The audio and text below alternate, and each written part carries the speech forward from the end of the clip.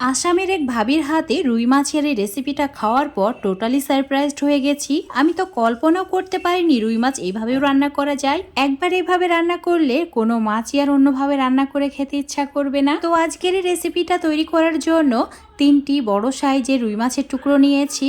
নুন আর হলুদ আর অল্প একটু সর্ষের তেল দিয়ে ভালো করে মেখে নিয়েছি। এবার এগুলোকে ভেজে নিতে হবে। ভাজার জন্য চুলোর উপর একটা ফ্রাই প্যান নিয়েছি, দিয়েছি সর্ষের তেল পরিমাণ মতো। তেল খুব ভালোভাবে গরম হয়ে গেলে অল্প একটু নুন আর হলুদ অ্যাড করে দিতে হবে। তারপর এইভাবে একটু নাড়িয়ে নিয়ে এর মধ্যে অ্যাড করে দিতে হবে মাছের টুকরোগুলো। আর এই মাছের টুকরোগুলো মিডিয়াম টু হাই ফ্লেমে একটু লালচে করে ভেজে নিতে হবে। এখানে আমি রুই মাছ দিয়ে রেসিপিটা বানাচ্ছি, তোমরা চাইলে কাতলা মাছ দিয়েও কিন্তু রেসিপিটা বানাতে পারো, সেটাও খুব ভালো লাগে খেতে। বা শোল মাছ দিয়েও বানাতে পারো, সেটাও অসাধারণ লাগবে। তো এখন এইভাবে উল্টে পাল্টে একদম লালচে করে ভেজে নিয়েছি। তো একটা প্লেটে তুলে রেখে দিচ্ছি। ওই তেলের মধ্যে 2টি বড় সাইজের আলুকে কেটে নিয়ে অ্যাড করেছি। আলুর পরিমাণটা নিজেদের পছন্দ মতো কম বেশি করে নিতে পারো। এবার এটাকে একদম লালচে করে ভেজে নিতে হবে। আর আলু যাতে 50 থেকে 60% সেদ্ধ হয়ে যায় সেই হিসাবেই ভাজতে হবে। দেখতেই পাচ্ছ কালারটা পুরো চেঞ্জ হয়ে গেছে।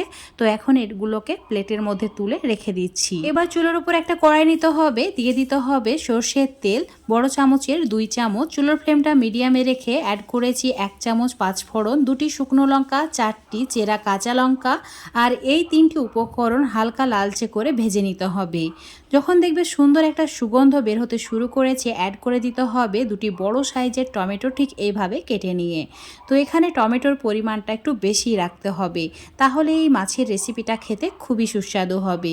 এবার একটু সময় নিয়ে মিডিয়াম ফ্লেমে টমেটো ভেজে নিতে হবে। টমেটো যখন দেখবে একটু সফট হয়ে যাচ্ছে, দিয়ে দিতে হবে স্বাদ মতো নুন আর সামান্য পরিমাণে হলুদ গুঁড়ো আর কাশ্মীরি লঙ্কার গুঁড়ো 1 চামচ মতো, এটা কালারের জন্য। এখন সমস্ত কিছু আবার একটু সময় নিয়ে কষিয়ে নিতে হবে। দেখতেই পাচ্ছ খুব সুন্দর একটা কালার চলে এসেছে। এবার এই সময় অ্যাড করে দিতে হবে ভেজে রাখা আলুর টুকরোগুলো। তারপর আবার একটু সময় নিয়ে মিডিয়াম টু লো ফ্লেমে কষিয়ে নিতে হবে। 5 থেকে 6 মিনিট মতো মিডিয়াম টু লো ফ্লেমে কষিয়ে নিয়েছি আর খুব সুন্দরভাবে তেলটা ছেড়ে দিয়েছে।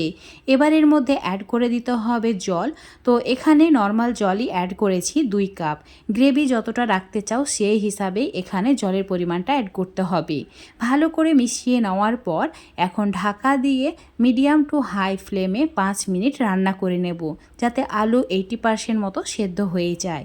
তোমাদের 5 মিনিট পর দেখাচ্ছি। দেখতেই পাচ্ছ আলু টমেটো সমস্ত কিছু ভালোভাবে সেদ্ধ হয়ে গেছে আর কালারটাও খুব সুন্দর চলে এসেছে।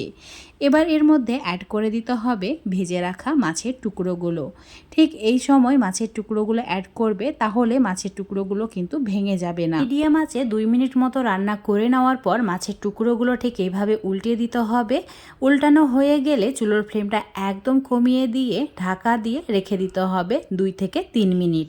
তাহলে খুব সুন্দরভাবে সমস্ত কিছু রান্না হয়ে যাবে। এখন এর মধ্যে অ্যাড করে দিতে হবে কেটে রাখা ধনেপাতা কুচি। সামান্য পরিমাণে ধনেপাতা কুচি অবশ্যই অ্যাড করবে। এবার দিতে হবে লেবুর রস। অবশ্যই এখানে একটু গন্ধরাজ লেবু দেওয়ার চেষ্টা করবে, তাহলে এই মাছের রেসিপিটা অসাধারণ স্বাদ হবে। এখন ঢাকা দিয়ে 1 মিনিট রান্না করে নিচ্ছি, তারপর চুলোর ফ্লেমটা অফ করে দেব। তোমাদের 5 মিনিট পর দেখাচ্ছি। দেখতেই পাচ্ছ কত সুন্দরভাবে মাছের রেসিপিটা রেডি হয়ে গেছে। এটা গরম ভাতের সঙ্গে খেতে অসাধারণ লাগে।